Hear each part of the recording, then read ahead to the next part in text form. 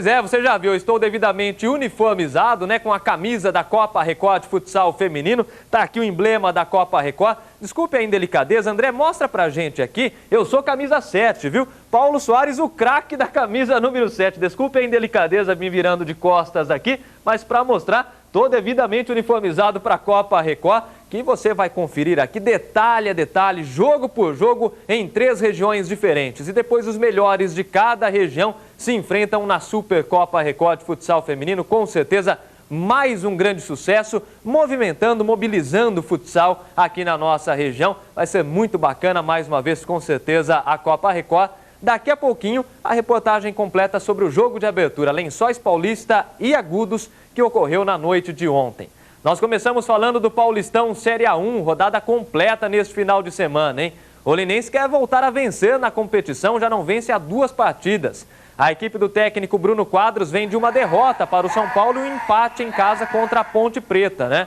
E nesse domingo enfrenta fora de casa o São Bernardo, às 4 da tarde, no estádio 1º de Maio, São Bernardo que se reforçou essa semana. Atualmente o Elefante ocupa a 6ª posição na classificação geral da Série A1.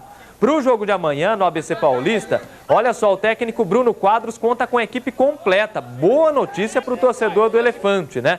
A volta do meio-atacante Thiaguinho foi que deu essa condição aí para o Bruno Quadros. Uma contusão e uma expulsão deixaram o jogador de fora de 2 partidas. Mas ele já foi confirmado como titular no lugar do Fernandinho. Fernandinho substituiu o Thiaguinho em algumas rodadas, mas agora o Thiaguinho já recuperado e pronto para o jogo.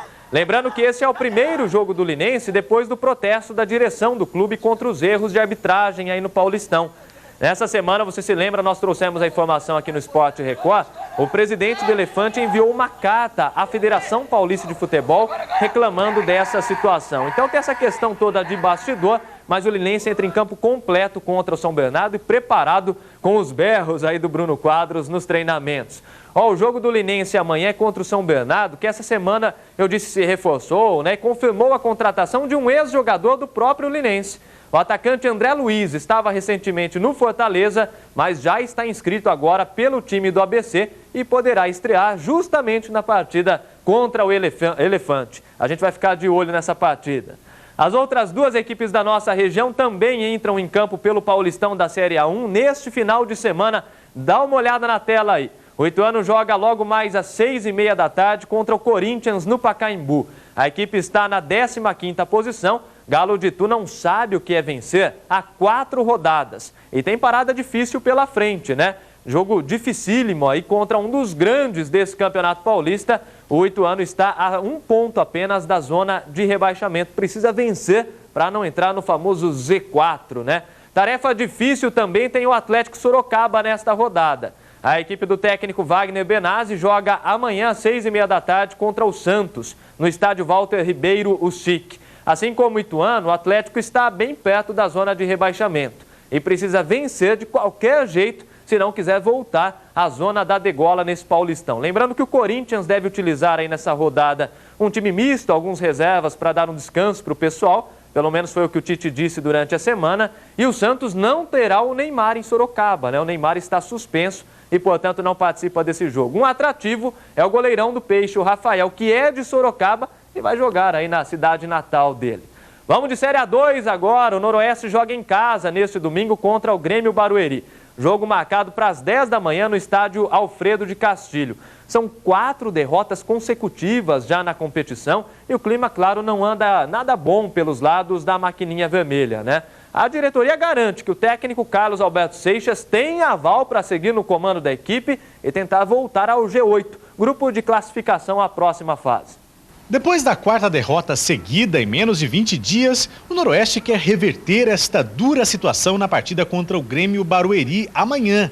Jogando em casa, o que todo mundo espera é fazer as pazes com a torcida. O elenco está focado e com certeza amanhã vai ter uma vitória e já vamos subir entre os 8 e vai ser bom para a gente. Neste sábado, quem comandou o treino foi o auxiliar técnico Kaká. Nada muito pesado para não desgastar os jogadores antes da partida. Mesmo ainda estando na 11ª posição na tabela, o time acredita na reabilitação. A gente tem mais 6 jogos, né? Eu acredito que fazendo mais 12 pontos a gente volta ao G8, que está tudo meio embolado. E a rapaziada tá trabalhando para a gente entrar no G8 e quem sabe subir. Quanto às duras críticas que o time sofreu por causa dos últimos resultados, os jogadores acreditam que foram prejudicados também pela arbitragem. Mas o negócio agora, segundo eles, é olhar para frente e buscar a vitória a qualquer custo. Teve alguns jogos que a gente acabou entrando no sono, né? Mas acho que nosso time também tem raça. Eu acho que só dá tempo ao tempo, que agora vai dar tudo certo. Também pela Série A2, a Santa Cruzense entra em campo neste sábado, hein? É a luta contra o rebaixamento. Vamos dar uma olhada aí. A Esportiva enfrenta o São Carlos, fora de casa, às 5 da tarde. O jogo marca a volta do Aldo Cavalari como técnico da equipe. Ele é um velho conhecido já da torcida. Vira e mexe, ele cobre o buraco, né? Manda um técnico embora lá na Santa Cruzense, é o Aldo quem assume a função de treinador. E agora ele está de volta, a diretoria disse que é até o final do campeonato para brigar contra o rebaixamento.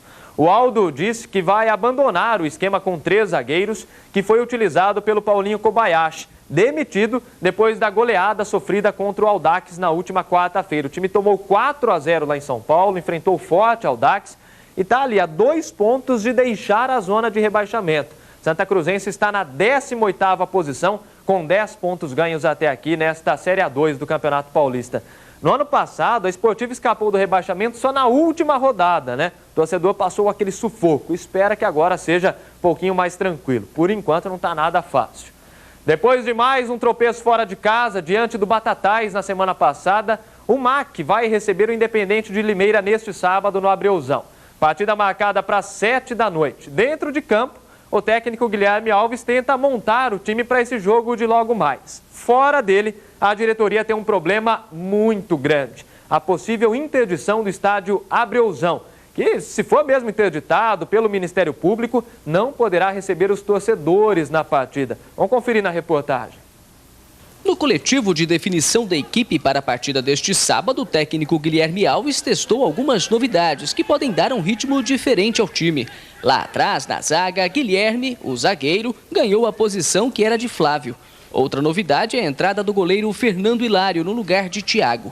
A partida diante do Independente de Limeira vai marcar ainda a volta do zagueiro da Silva, do capitão Deda e do meia-atacante Pereira, o artilheiro do time no campeonato. Já na lista dos que estão fora, temos o meia Fagner e o atacante Jardel. Ambos continuam no departamento médico. Patrick, que cumpre suspensão pela expulsão em Batatais, e o atacante Anderson Cavalo, que levou o 3º cartão amarelo, também estão fora. Por isso, o Gustavo terá a primeira oportunidade no time. O grupo inteiro se conhece, não vai mudar o esqueleto do time. Vai manter a base e a equipe toda tá bem coesa. Mas com uma oportunidade dessa, dá um gás a mais, dá, né? Dá um gás a mais, dá uma alegria a mais, uma expectativa boa de entrar. Outro que é só expectativa é o volante Danilo. O jogador de 22 anos, que pertence ao Atlético Mineiro, foi apresentado esta semana e já deve ser opção no banco de reservas. A expectativa é muito grande, uma excelente equipe aqui junto do Marília. Espero que se a documentação ficar pronta, está à disposição do professor Guilherme aí para sábado. As mudanças é porque nós temos a volta de 3 titulares, né? O Pereira, o próprio Deda e a volta do da Silva, que há muito tempo não jogava, está voltando e isso é muito importante.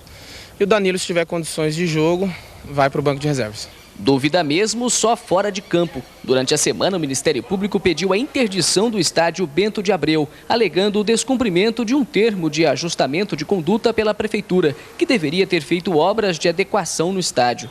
Mas a diretoria do clube não tinha sido comunicada oficialmente do fato até o final da semana. Por isso, a partida deste sábado estaria garantida no Abreuzão. Isso que o promotor Santana pediu é uma nova vistoria.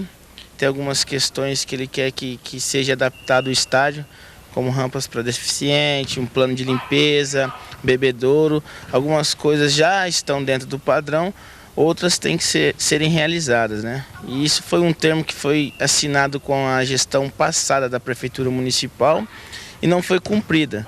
Só que hoje a Prefeitura atual, a gestão atual já está ciente, o Departamento Jurídico da Prefeitura está ciente de tudo isso, já está entrando em contato com o promotor para pedir um prazo para que a gente possa conseguir atender o que ele está pedindo nessa vistoria aí do Ministério Público. Mesmo diante das adversidades extra-campo, o MAC segue bem na competição. Depois da derrota para o Batatais na semana passada, o Tigre ocupa a 4ª posição na tabela de classificação, com 17 pontos, apenas 2 pontos a menos que o líder Sertãozinho. A sequência do campeonato é favorável ao Tigrão. Se tudo der certo, serão 2 grandes oportunidades em casa, neste sábado e na próxima quarta-feira. Assim, o MAC poderá esquecer de vez dos tropeços e voltar fortalecido à liderança. Nós temos uma grande chance de voltar à liderança, e o próximo jogo fora contra o Guaçuana é de portões fechados, né? Não vai ter torcida, é mais uma oportunidade que a gente tem para poder consolidar ou buscar essa liderança nesses 3 jogos que nós temos, mas passa muito pelo jogo do Independente, que para mim é o mais difícil que nós vamos ter até agora.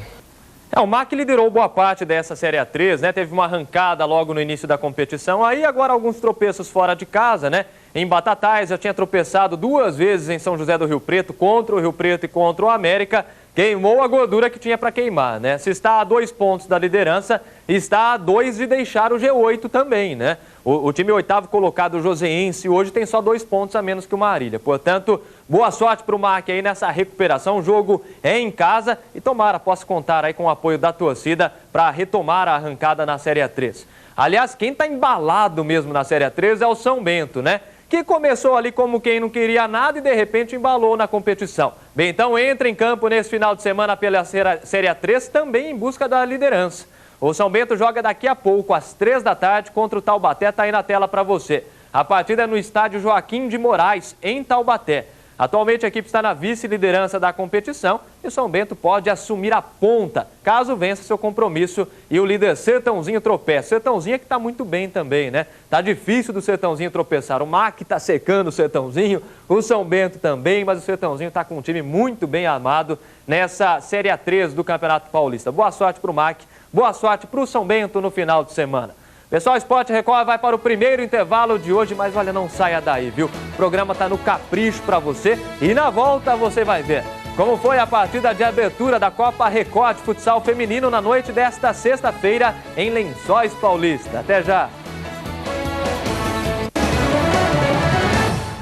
Legal, de volta com o Sport Record especial deste sábado. Muito obrigado pelo carinho da sua audiência, viu? Você que tem sempre o compromisso com a gente aqui nas tardes de sábado, né? Trazendo, acompanhando o principal do esporte na nossa região. Os destaques do esporte na nossa região são destaque aqui no nosso Sport Record. Vamos de basquete. Hoje é dia de rodada completa pelo NBB, o Novo Basquete Brasil.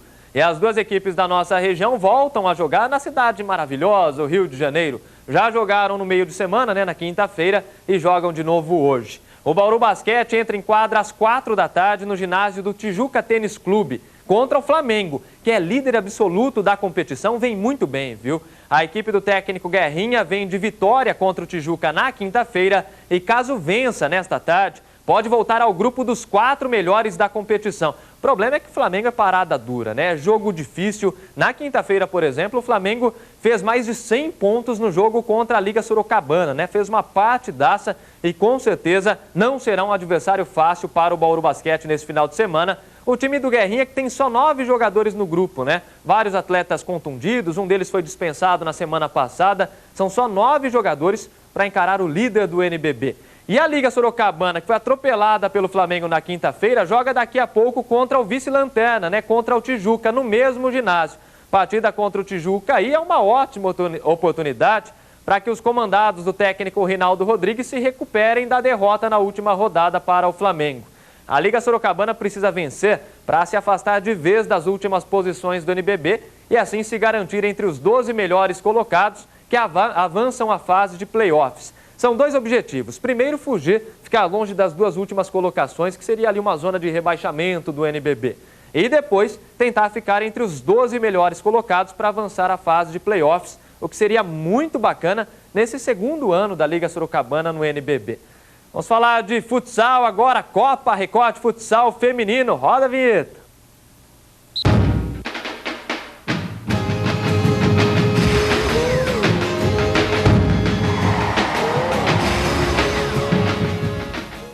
A Copa Record Futsal Feminino teve início na noite desta sexta-feira, Dia da Mulher, né? Uma justa homenagem. A partida de estreia foi realizada no ginásio Tonicão, em Lençóis Paulista. Os repórteres Carol Lorenzetti e Marcelo Montavão estiveram por lá acompanhando tudo de perto, detalhe por detalhe, gol a gol, lance a lance no jogo de abertura da Copa Record. Capricha! A abertura teve dança, entrada das 42 equipes participantes e juramento das jogadoras. A tocha passou pelo ginásio até chegar à pira. Tinha início a Copa Record de futsal feminino. Mais uma vez, a gente tem a certeza de um evento de sucesso. Prova disso o número de participantes. São mais de 40 cidades envolvidas nesse projeto feminino, recorde absoluto. Então isso cada vez motiva mais a aceitação comercial, vários parceiros, né? E aqui em Lençóis Paulista, mais uma vez, nessa abertura. A gente fica muito feliz e a gente tem certeza que será mais um evento com a marca Record de sucesso. A Copa deste ano reúne 1.200 participantes, entre jogadoras e dirigentes. O campeonato vai até junho e movimenta o interior paulista.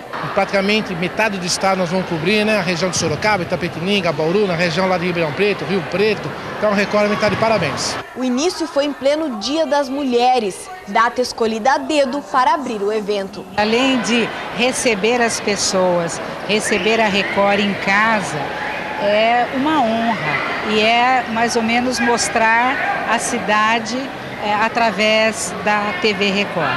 Então é uma coisa muito boa, a gente vê todas as cidades que entraram aqui representadas e a gente saber que durante esse período que começa agora, quantos jogos vão acontecer, quantas cidades vão se movimentar por conta desse esporte. Essa equipe que está estreando aqui hoje, ela é uma equipe que vem já há muito tempo treinando, né?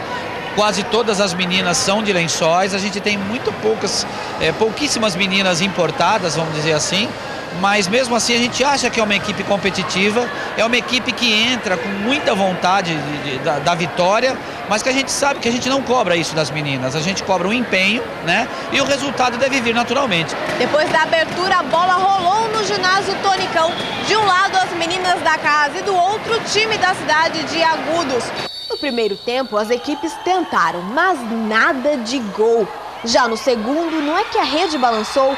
Karina, de Lençóis Paulista, fez o primeiro e o único, mas que foi suficiente para selar a vitória. No finalzinho, Agudos até deu trabalho, mas não marcou. Final, Lençóis Paulista 1, Agudos 0. A gente estava um pouco nervosa, né, como abertura, tudo, primeiro jogo. Ficamos um pouco nervosos, mas depois a gente foi se soltando. Você acha que dava para ter saído um pouquinho melhor agora no final? Vocês até deram um trabalho, mas não foi dessa vez? Acontece, né? Chances a gente teve várias. Infelizmente a gente não conseguiu fazer. Foram acho que 3 chances assim nítidas, né, de gol, mas infelizmente fica para a próxima, né? Legal, valeu, e foi só o começo, viu? Só a rodada de abertura dessa Copa Record, a partida de abertura da Copa Record. Pelos próximos meses a gente vai informando dia a dia aqui tudo o que acontece na Copa Record de futsal feminino. Várias cidades da nossa região estão representadas aí participando dessa grande festa do esporte no interior do estado de São Paulo. Muito bem, hora da nossa última pausa aqui no Esporte Record. E na sequência você vai conhecer um casal de velejadores bauruenses que rodou o mundo a bordo do veleiro andante. Eles falam das dificuldades e dos momentos prazerosos durante essa viagem inesquecível. Não perca, a gente volta daqui a pouquinho.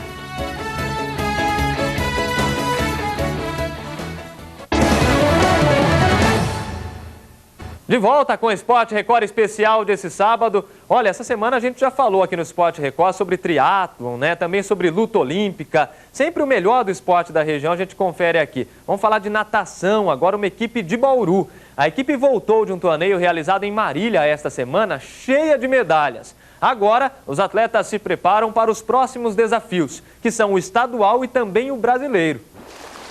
Quem olha pensa que essa vida é tranquila. Mas, na verdade... O treino está sendo bem puxado e cansa demais. Tem gente que sai vomitando da piscina e bastante resultado bom está saindo disso. Júlia conquistou 2 medalhas de ouro na última competição na categoria infantil. Ela treina 3 vezes por semana, durante 2 horas, dentro e fora da piscina. Carlos Eduardo foi um dos destaques da competição. Ele levou 4 medalhas de ouro na categoria sênior.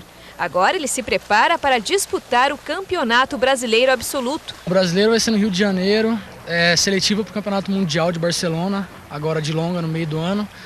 vai estar muito forte, os grandes nomes da seleção vão estar todos lá. E a expectativa é de ir lá e nadar para o melhor tempo, fazer o melhor meu lá e tentar obter o melhor resultado. No último torneio regional que aconteceu em março deste ano em Marília, o Bauru bateu o recorde, conseguiu 21 medalhas de ouro. É uma somatória de trabalho, né? Tanto do administrativo, que foi investindo na equipe e criou todas as regras, todos para o funcionamento do projeto, como dos atletas pela superação através dos treinamentos. Tanto que hoje nós temos um trabalho de base muito forte, cerca de 1.500 crianças, e nesse trabalho de base é um processo evolutivo dentro da equipe. Outra atleta da categoria infantil que promete mais medalhas para a equipe é a Nicole. Ela tem apenas 13 anos e já coleciona 4 medalhas de ouro no nado livre. Esse ano ela se prepara para disputar o campeonato estadual e brasileiro. Agora continuar treinando e a próxima regional baixar mais índice, competição mais forte e na luta paulista. Segundo o técnico, o objetivo daqui para frente é se empenhar para os próximos campeonatos que vem por aí. A partir de agora, focar o brasileiro e focar o estadual. O nível de treino deles vai ser altíssimo agora. Vai ser muito mais puxado para eles. De vez de 1h30, vão ser 2 horas e meia de treino. Olha, se você conhece um grande talento do esporte aqui na nossa região, como esses nadadores aqui da cidade de Bauru, ou uma história interessante como essa que nós vamos mostrar daqui a pouquinho, entre em contato com a gente, aí o site já aparece na sua tela, www.recordpaulista.com.br/esporterecord. Pode acessar lá, você manda a sugestão, é sempre muito bem-vinda. Vamos a essa história então sensacional. Um casal de velejadores bauruenses deram praticamente uma volta ao mundo a bordo de um veleiro. A nossa equipe bateu um papo com eles sobre essa incrível experiência. Carol Lorenzetti, no Capricho.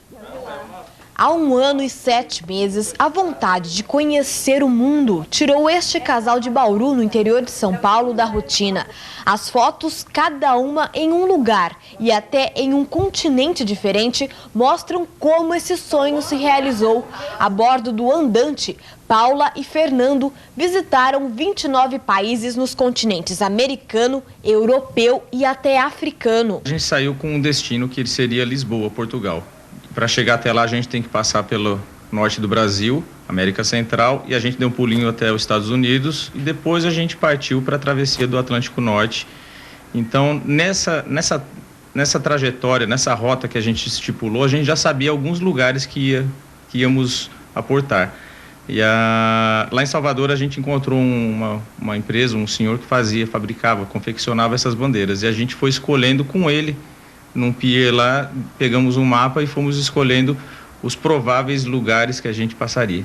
A cada parada, uma bandeira diferente do país no barco, para mostrar a cordialidade dos visitantes. O problema é que é difícil conhecer tantas bandeiras. O que mais destaca foi em Cabo Verde, que a gente montou ela de ponta cabeça e a hora que a gente atracou, fomos chamados a atenção e rapidinho a gente abaixou e hasteamos novamente na posição certa. Paula e Fernando estão casados há 11 anos e meio. Em 2007, o casal comprou o primeiro barco, Refúgio, para navegar pelo Rio Tietê e não quiseram mais parar. Quando passaram pela linha do Equador, Fernando teve que seguir uma tradição antiga e mudar de visual. Para isso, ele tirou a barba e ficou de bigode. O comerciante foi o que mais mudou durante a viagem. Cortou o cabelo comprido e ganhou 6 quilos. Hoje ele está muito melhor do que ele saiu, mas o bigode está desaprovado. Não gostei do bigode, mas assim, valeu, porque foi a nossa primeira passagem pela linha do Equador. A ideia era fazer alguma coisa diferente e quando ele falou só em tirar a barba e tirar toda a barba, acho que não ia dar tanta diferença como deu com o bigode. Eu tentei fazer com que o bigode fizesse parte da nossa vida, mas só por 3 dias eu consegui manter. Não teve jeito. Depois eu tentei novamente, lá em Portugal, com minhas tias, porque elas não gostavam da barba e elas adoraram, mas as minhas tias não mandam muito, né? Eu vi com a Paula, ela não aprova, então não vai ter jeito. Depois de 27 mil quilômetros percorridos, é difícil se acostumar com a própria casa. De repente, o apartamento em Bauru de 78 metros quadrados ficou gigante. É que o casal estava acostumado com uma outra rotina. A área útil do barco é de 30 metros quadrados. Para a viagem a bordo do andante, os dois se acostumaram com o aperto do banheiro, da cozinha. Mesmo com as comidas exóticas dos países visitados, arroz e feijão não podiam faltar. A hora que eu entrei, pela primeira vez aqui depois que a gente voltou, depois de 1 ano e meio, eu achei tudo maior, o banheiro gigante, achei que a cozinha era gigante. A gente mora num apartamento de 70 metros quadrados. E eu acho que agora está tudo gigante, tudo muito grande, o espaço é sempre mais do que a gente precisa. Na verdade, a gente aprendeu a viver com pouco. Mas nem tudo foi fácil durante a viagem. 2 tempestades fizeram com que o casal ficasse até 4 dias dentro do barco. Quando navegavam, os dois precisavam se revezar. Enquanto um dormia por 3 horas, o outro cuidava da rota da viagem. Na volta, já no Brasil, Fernando teve uma crise renal e precisou de atendimento médico. Mas nada que tirasse a vontade de viajar novamente. Para os próximos meses, eles querem voltar para o andante e cruzar o Oceano Pacífico. Mas, por enquanto, eles tentam voltar à rotina. Fernando ficou 19 meses sem celular e agora tenta se readaptar ao aparelho. A casa deles não é mais o apartamento, é o barco. Depois de ver tantos países, Bauru ficou pequena e o modo de encarar a vida também não é mais o mesmo. Essa viagem me fez sentir, eu tive a sensação mais palpável de liberdade que eu já pude ter em toda a minha vida. Que a gente fazia nossos horários, a gente não tinha uma rotina igual sempre. Então, cada dia era um dia diferente, a gente decidia que lugar era o próximo. Então, sem um planejamento gigantesco. A gente consegue viver com tão pouco espaço, com tão pouca água, energia. O barco é uma aula de autossuficiência, liderança. Você consegue resolver problemas em situações muito complicadas e tem que resolver porque não tem muita alternativa. Então, o que mudou é que a gente acaba vendo que a gente faz, às vezes, tempestade em copo d'água, morando na rotina de terra, que podemos dizer assim. Então, todo mundo acaba enxergando o mundo como complicado e não tem nada de complicado. É com certeza uma experiência única, né? Lembranças que eles vão levar aí, ensinamentos que eles vão levar para a vida toda e tudo a partir do esporte, né? Muito legal. Valeu, pessoal. Esporte Record de hoje fica por aqui. Boa sorte para o seu time no final de semana, hein? Na segunda-feira nós nos encontramos exatamente aqui, ao vivo, no Balanço Geral, no meio do Balanço Geral, com o nosso Esporte Record. Um abraço, tchau!